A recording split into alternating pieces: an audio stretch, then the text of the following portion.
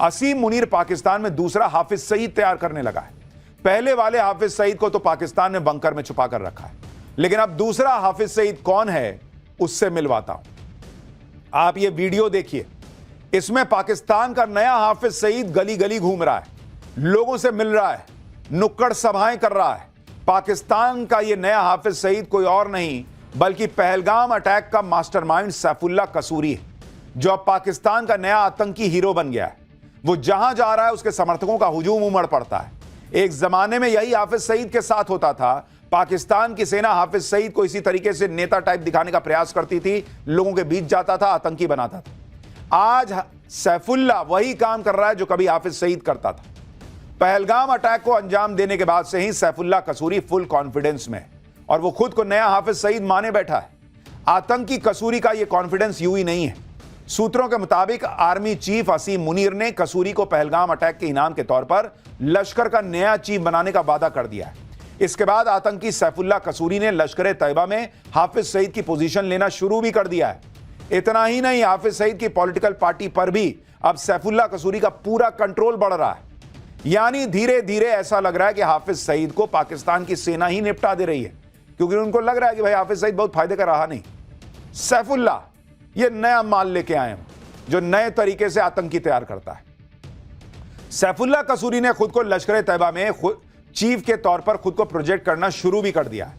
वो अब पाकिस्तान में अपनी पॉलिटिकल ब्रांड बिल्डिंग शुरू कर चुका है, और यह तब हो रहा है जब 2 दिन पहले ही असीम मुनीर ने भारत के खिलाफ एक बार फिर वैसा ही जहर उगला है जैसा पहलगाम अटैक से ठीक पहले उगला था। इसलिए आशंका तो जताई जा रही है कि पाकिस्तान में एक बार फिर फौज और आतंकवादियों ने मिलकर भारत के खिलाफ साजिश रचनी शुरू कर दी है, क्योंकि सैफुल्लाह कसूरी और मुनीर की बॉन्डिंग तो पहलगाम अटैक के दौरान दिखाई दे दी थी। आतंकी कसूरी ने खुद कबूल किया था कि उसे पाकिस्तानी फौज और सरकार का जबरदस्त सपोर्ट है। अब सवाल है कि मुनीर ने कसूरी का ही अगला हाफिज बनना क्यों तय किया। इसकी भी बड़ी सॉलिड वजह है। सैफुल्लाह कसूरी अभी लश्कर तैयबा का डिप्टी चीफ है, हाफिज सईद का बेहद करीबी है, दोनों के बीच गहरी दोस्ती भी है। भारत के खिलाफ जहर उगलना हो या कश्मीर में टेरर अटैक करवाने हो, हाफिज सईद के बाद सैफुल्लाह कसूरी का ही नाम आता है। अब आपको सैफुल्लाह कसूरी की क्वालिफिकेशन बताता हूं जिसकी वजह से वो पाकिस्तान का नया हाफिज सईद बनता जा रहा है। पहली क्वालिफिकेशन, हाफिज सईद की तरह सैफुल्लाह कसूरी की भी पाकिस्तानी फौज में ऊपर के लेवल तक बातचीत है। दूसरी क्वालिफिकेशन, हाफिज सईद की तरह सैफुल्लाह कसूरी भी भारत का मोस्ट वांटेड आतंकवादी है। तीसरी क्वालिफिकेशन, जैसे हाफिज सईद ने मुंबई अटैक करवाया वैसे ही सैफुल्लाह कसूरी ने पहलगाम अटैक करवाया। लेकिन पाकिस्तान में आतंकवादी सरगना बनने की सबसे बड़ी क्वालिफिकेशन तो नरेंद्र मोदी को गाली देना होती है, नरेंद्र मोदी को जान से मारने की धमकी देना होती है। और इस मामले में भी सैफुल्लाह कसूरी हाफिज सईद से पीछे नहीं। आप एक बार हाफिज सईद और अब ये नया वाला हाफिज सईद सैफुल्लाह, इन दोनों को सुनिए एक साथ कि कैसे पाकिस्तान के दोनों ग्लोबल आतंकवादी नरेंद्र मोदी का खून बहा देने की गीदड़ भभकियां देते हैं। अब आपके दिमाग में सवाल आ रहा होगा कि अगर सैफुल्लाह कसूरी लश्कर तैयबा का चीफ बनेगा तो हाफिज सईद क्या करेगा? कहीं हाफिज सईद मर तो नहीं गया है? कहीं हाफिज सईद भी किसी अज्ञात हमलावर का शिकार तो नहीं हो गया है? आखिर हाफिज सईद का करंट स्टेटस क्या है? हाफिज सईद का आतंकी बेटा जो भी कह रहा है कि हाफिज सईद एकदम फिट है, लेकिन सच क्या है वो आपको वीडियो में दिख जाएगा। यह हाफिज सईद का लेटेस्ट वीडियो आपको दिखा रहा हूं जिसमें हाफिज सईद की हालत देखिए। ऐसा लग रहा है कि हाफिज सईद अपने होशो हवास में नहीं है। कहा जा रहा है कि हाफिज सईद अब 77 साल का हो चुका है और बहुत बीमार है। हालांकि एक आशंका यह भी जताई जा रही है कि पाकिस्तानी एजेंसियों ने जानबूझकर हाफिज सईद का यह वीडियो जारी किया है ताकि हाफिज सईद को हटाकर सैफुल्लाह कसूरी को लश्कर की कमान सौंप दी जाए।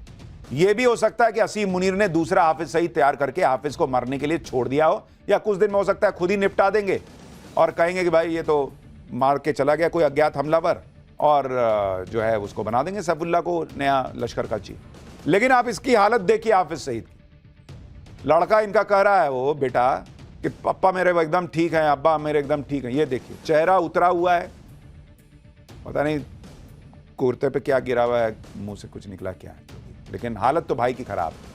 यानी पाकिस्तान में पहलगाम अटैक के मास्टरमाइंड कसूरी को हाफिज सईद की जगह देने की पूरी तैयारी हो चुकी है और पाकिस्तान की शहबाज सरकार कसूरी के फुल सपोर्ट में, खुलेआम उसका समर्थन कर रही है। आपको याद होगा 28 मई को हाफिज सईद की पॉलिटिकल पार्टी पाकिस्तान मरकजी मुस्लिम लीग यानी पीएमएमएल ने पंजाब प्रांत में एक रैली की थी। जिसमें सैफुल्लाह कसूरी के साथ हाफिज सईद का बेटा तलहा भी मौजूद था। उस रैली में इन दोनों आतंकवादियों के बगल में पाकिस्तान के मंत्री मलिक रशीद और पंजाब असेंबली के स्पीकर मलिक मोहम्मद अहमद खान बैठे थे, जिसको लेकर खूब बवाल हुआ था। इसके बाद पंजाब असेंबली के स्पीकर ने सैफुल्लाह कसूरी का फुल सपोर्ट किया था और एक तरह से कसूरी को हाफिज सईद का उत्तराधिकारी बता ही दिया था। सैफुल्लाह कसूरी को मुनीर और शहबाज का तो समर्थन हासिल है, लेकिन सवाल यह है कि हाफिज सईद अपने बेटे तलहा के बजाय सैफुल्लाह कसूरी को ही अपना उत्तराधिकारी क्यों बनाना चाह रहा है, इसके बारे में भी आपको बताता हूं। साल 2017 में हाफिज सईद और लश्कर तैयबा ने अपनी पॉलिटिकल पार्टी बनाई थी, जिसका नाम था मिल्ली मुस्लिम लीग। हाफिज सईद ने पार्टी प्रेसिडेंट तलहा के बजाय सैफुल्लाह कसूरी को बनाया था। ये तस्वीरें उसी वक्त की हैं जब पार्टी की प्रेस कॉन्फ्रेंस में बीचों बीच सैफुल्लाह कसूरी ही मौजूद था। अब एक और तस्वीर देखिए, हाफिज सईद की पार्टी के चुनावी कैंपेन को भी सैफुल्लाह ही लीड कर रहा और पार्टी का सबसे बड़ा चेहरा और स्टार कैंपेनर भी था। एक और तस्वीर दिखाता हूं। चुनाव के दौरान कसूरी हाफिज सईद के कहने पर ही एंटी इंडिया गुटों को एकजुट कर रहा था, खालिस्तानी गुटों के साथ मीटिंग किया करता था। तब सैफुल्लाह कसूरी पंजाब प्रांत की कसूरी सीट के चुनाव मैदान में उतरा था, लेकिन वो चुनाव हार गया था और पूरी मिल्ली मुस्लिम पार्टी को एक सीट भी नहीं मिली थी। लेकिन अभी भी हाफिज सईद की पार्टी का सर्वे सर्वा सैफुल्लाह कसूरी है। इसलिए कहा जा रहा है कि हाफिज सईद ने अपने बेटे के बजाय कसूरी को ही पूरी तरह से पार्टी की कमान सौंपने का फैसला किया। यानी पहलगाम अटैक का मास्टरमाइंड सैफुल्लाह कसूरी अब न सिर्फ हाफिज सईद का उत्तराधिकारी बन चुका है, बल्कि पाकिस्तान की आंखों का तारा भी बन गया है। नरेंद्र मोदी को यह मुर्दा करेगा। इनके खुद का देश चलता नहीं है, औकात के बाहर की चीजें हैं, देश चलाना, ये नरेंद्र मोदी को मारने निकले। आईना भी नहीं लगाते हैं ये लोग, मुझे लगता है। हमारे यहां भाई कसूरी मेथी चलता है, तुम्हारा जैसा कसूरी नहीं है, उसको रगड़ के फेंक देते हैं हम लोग। सैफुल्लाह कसूरी हो, हाफिज सईद हो या खुद असीम मुनीर हो, नरेंद्र मोदी सबका हिसाब कर देंगे। और आप ये भी देखिए कि जो अमेरिका कुछ दिन पहले तक मुनीर को लंच करवा रहा था, अब वही अमेरिका पहलगाम हमले पर सख्त मैसेज जारी करने को मजबूर हो गया है। अमेरिका में क्वाड देशों के विदेश मंत्रियों की बैठक हुई है। क्वाड में भारत के अलावा अमेरिका, जापान और ऑस्ट्रेलिया है। मीटिंग में जो साझा बयान जारी किया गया, उसमें भारत की बड़ी कूटनीतिक जीत हुई। बैठक में पहलगाम आतंकी हमले के दोषियों को सख्त से सख्त सजा देने की बात कही गई है। यह कहा गया है कि इस आतंकी घटना को अंजाम देने वालों को न्याय के कटघरे में खड़ा करना चाहिए। साथ ही कहा गया है कि इस हमले के पीछे जो लोग हैं, उनके मददगारों और फाइनेंसर्स पर भी एक्शन होना चाहिए। क्वाड में सभी सदस्यों ने एक सुर में इस आतंकी हमले की निंदा की। साझा बयान में सीमा पार आतंकवाद का भी जिक्र आया। क्वाड की तरफ से ऐसा स्ट्रांग बयान पाकिस्तान के लिए झटका है, क्योंकि असीम मुनीर को तो यही लगा था कि ट्रंप उससे उसकी बड़ी पक्की दोस्ती हो गई। वो समझा ही नहीं कि ट्रंप ने उसको यूज करके फेंक दिया, जैसे अमेरिका करता है कई बार ऐसे छोटे मोटे टुच्चे देशों के साथ, पाकिस्तान के साथ। अब अमेरिका भारत के हमले से पाकिस्तान को बचा लेगा, उसे ऐसा लग रहा था मुनीर को। लेकिन अमेरिका ने में खेल पलट गया, ट्रंप भी पलट गए। उनका पाकिस्तान से ईरान वाला मतलब निकल गया, तो पाकिस्तान को क्यों पूछेंगे, उसको कोहनी मार दी। हट। आप ये भी देखिए कि कैसे भारत अमेरिका में बैठकर ही आतंकवाद के मुद्दे पर अमेरिकी राष्ट्रपति ट्रंप की भी क्लास लगा रहा है। अमेरिका में क्वाड मीटिंग के दौरान विदेश मंत्री एस जयशंकर ने साफ कहा कि आतंकी और आतंकवाद से पीड़ितों का एक जैसा नहीं आंकना चाहिए। जयशंकर का यह बयान इशारों में ट्रंप को मैसेज था, जो भारत और पाकिस्तान को एक ही तराजू में तोलने की गलती कर रहे थे। सुनिए अमेरिका में भारत के विदेश मंत्री एस जयशंकर ने कैसे ट्रंप की क्लास लगाई। A word about terrorism in the light of our recent experience. The world must display zero tolerance. Victims and perpetrators must never be equated. And India has every right to defend its people against terrorism, and we will exercise that right. We expect our Quad partners to understand and appreciate that. यानी नरेंद्र मोदी इस वक्त भारत को और मजबूत करने के लिए विदेश यात्रा पर तो है ही, लेकिन चीन पाकिस्तान को कैसे हैंडल करना है, अमेरिका को कैसे उसकी भाषा में जवाब देना है, कैसे ट्रंप को एक्सपोज करना है, डिप्लोमेटिक तरीके से अपनी बातें मनवानी है, यह सब कुछ साथ साथ चल रहा है। लेकिन पाठशाला में अब वक्त है अगली क्लास का, जिसमें आज आपको दिखाऊंगा कांवड़ यात्रा के पहले वो चेकिंग कि मुस्लिम वोट के लिए अखिलेश ओवैसी सब फुल फायर हो गए। कांवड़ यात्रा, पैंट उतारकर चेकिंग और वो ट्विस्ट, वो खुलासा जो हिलाकर रख देगा। कांवड़ यात्रा के रूट में ढाबों में बड़ा गड़बड़ झाला है क्या? नवभारत की वो रिपोर्ट जो पूरा सच बताएगी, अब उसका चैप्टर खोल रहा हूं। यूपी में कांवड़ यात्रा शुरू होने वाली है और उससे पहले ही कांवड़ यात्रा के खिलाफ माहौल बनाने की कोशिशें शुरू हो गई। कांवड़ यात्रा के दौरान भक्तों को परेशानी ना हो, इसके लिए सरकार ने कुछ नियम बनाए, जैसे ढाबों या होटलों पर मालिक का असली नाम लिखा होना होगा। इससे भी अखिलेश यादव से लेकर ओवैसी तक को दिक्कत है। जब कुछ संगठनों ने ढाबों की चेकिंग की और असली नाम बताने के लिए कहा तो इस पर हंगामा शुरू हो गया। आरोप लगाए जाने लगे कि ढाबों के कर्मचारियों की पैंट उतारी गई। हिंदू मुसलमान का एंगल दे दिया गया इसको, जिस पर भयंकर हंगामा हो गया। समाजवादी पार्टी ने इस घटना को पहलगाम आतंकी हमले से जोड़ दिया। ओवैसी कहने लगे कि ये लोग होते कौन है चेकिंग करने वाले। इन सभी ने बिना सच्चाई या जांच हुए ही हल्ला मचाना शुरू कर दिया कि यूपी में मुसलमानों को परेशान किया जा रहा है, मुसलमानों से रोजी रोटी छीनी जा रही, जबकि जिस आदमी ने पैंट उतारने का आरोप लगाया था उसकी सच्चाई तो कुछ और ही निकली। कावड़ यात्रा पर हो रहे हंगामे की एक डिटेल आपको बताऊं, जो आप सुनेंगे तो हैरान रह जाएंगे कि किस लेवल की पॉलिटिक्स इस देश में होती है। लेकिन पहले देखिए कि कावड़ यात्रा के नाम पर किस तरह से यूपी में भयंकर माहौल बनाया जा रहा है।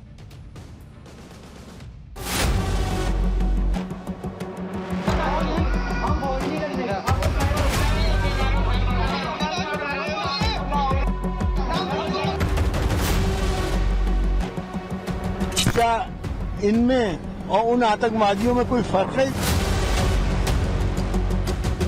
होता कौन पूछने वाला? मेरा नाम गोपाल। ये नाम है मेरा तजम्मुल जी। नाम छुपा के रखने वालों के साथ आप लोग क्यों खड़े रहना? दरअसल ये सारा हंगामा मुजफ्फरनगर के एक ढाबे पर हुआ, जिस पर ओवैसी से लेकर समाजवादी पार्टी और कांग्रेस तक पॉलिटिक्स कर रहा है। मुजफ्फरनगर के पंडित जी वैष्णो ढाबे पर हिंदू संगठनों के लोग पहुंचे और वहां के मालिक और कर्मचारियों के बारे में जानकारी मांगी कि भाई पंडित जी वैष्णो ढाबा लिखा है, दिखाओ किसका ढाबा है, मालिक कौन है। इसी दौरान आरोप लगाया गया कि ढाबे में काम करने वाले एक कर्मचारी की पैंट उतारकर चेकिंग की। जिस कर्मचारी ने पैंट उतार के चेकिंग करने का आरोप लगाया उसकी सच्चाई आपको बताऊंगा तो आप दंग रह जाएंगे कि बॉस क्या ही खेल चल रहा है इस देश में। कांवड़ यात्रा, चेकिंग और पैंट उतारने के आरोप पर राजनीति शुरू हो गई। समाजवादी पार्टी ने तो पैंट उतार के चेक करने की घटना को पहलगाम आतंकी हमले से जोड़ दिया। समाजवादी पार्टी बहुत हड़बड़ी में थे। एसटी हसन ने कहा कि इन लोगों में और पहलगाम के आतंकियों में कोई अंतर ही नहीं है। मुजफ्फरनगर में पैंट उतारने वाले भी एक तरह से आतंकी हैं। एक बार जरा एसटी हसन को सुनिए, फिर आपको बताऊंगा कि इस पैंट उतारने की घटना की सच्चाई क्या है और ओवैसी क्या कहते हुए इसमें कूद गए। किसने ये राइट दिया इनको कि ढाबों की चेकिंग करें? ये किसने इनको ये राइट दिया कि लोगों की पैंटें उतरवाएं?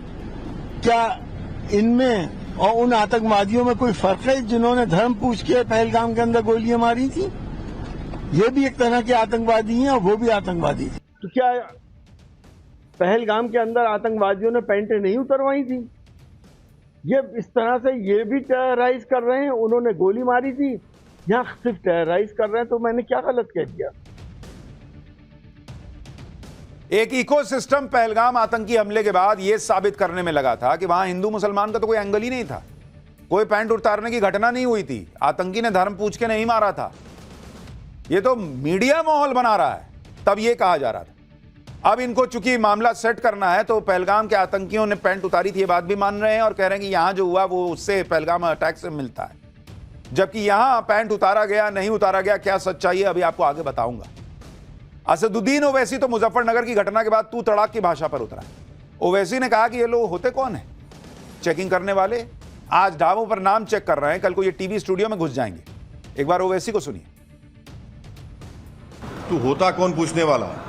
और सरकार क्यों अलाउ कर रही है लोगों को? आप कल के दिन अगर कोई टीवी चैनल में चल जाएगा, एंकर को पूछेंगे, आपके जितने बड़े बड़े एंकर है, तेरा नाम क्या है बोल। उन्हें बोलेगा तो नहीं, रात में 9 बजे नहीं देखता, हाँ नहीं मालूम, नाम बोल। नहीं तेरा नाम ये नहीं है, पैंट उतार, कपड़ा उतार। क्या है ये? कहाँ रुकेगा ये? आज होटल पे शुरू हुआ, कल आपके टीवी स्टूडियो में आ जाएगा। तैयार रहो आप लोग। पैंट उतारने वाली घटना का सच तो आगे बताऊंगा, लेकिन मुसलमान को अगर कोई भी चीज हलाल सर्टिफाइड चाहिए तो उसमें दिक्कत नहीं है। उसको पता होनी चाहिए कि हलाल सर्टिफाइड चीज है या नहीं है, ये भाई उसके धर्म से जुड़ा हुआ है। लेकिन जो कांवड़ यात्रा कर रहा है वो ये जान भी नहीं सकता, पूछ भी नहीं सकता कि भाई मैं जहां खाना खा रहा हूं वो पंडित जी वैष्णो ढाबा लिखा है तो पंडित जी का ढाबा है या नहीं, वहां वैष्णव तरीके से खाना बन रहा है या नहीं, ये वो नहीं पूछ सकता। मुसलमान जरूर पूछ सकता है कि भाई हलाल सर्टिफाइड है कि नहीं, दिखाओ। क्यों? हिंदू को अपने धर्म के हिसाब से चलने की इजाजत नहीं है। अब आप सोचिए कि यह विवाद जैसे ही सामने आया पुलिस एक्शन में आ गई, कार्रवाई भी कर रही है। अभी पूरा सच भी नहीं पता कि आखिर वहां क्या हुआ था, लेकिन बिना पूरी बात सामने आए राजनीति शुरू हो गई। जबकि यह भी कहा जा रहा है कि जिस व्यक्ति ने पैंट उतारने का आरोप लगाया था उसकी बातों में बहुत झोल है। आप ये तस्वीरें देखिए, ये पंडित जी ढाबा पर चेकिंग के दौरान की तस्वीर है। इसमें नीली और सफेद टी शर्ट में जो आदमी दिख रहा है वो खुद को गोपाल बता रहा था। उसी ने आरोप लगाया कि उसकी पैंट उतारी गई थी ये चेक करने के लिए कि वो हिंदू है या मुसलमान है। लेकिन इस वीडियो में कहीं भी उसकी पैंट उतारे जाने का कोई प्रमाण नहीं है। कोई ऐसा वीडियो अभी तक नहीं आया है जिसमें उसकी पैंट उतारी गई हो ऐसा दिख रहा हो या उसका प्रयास होता भी दिखा।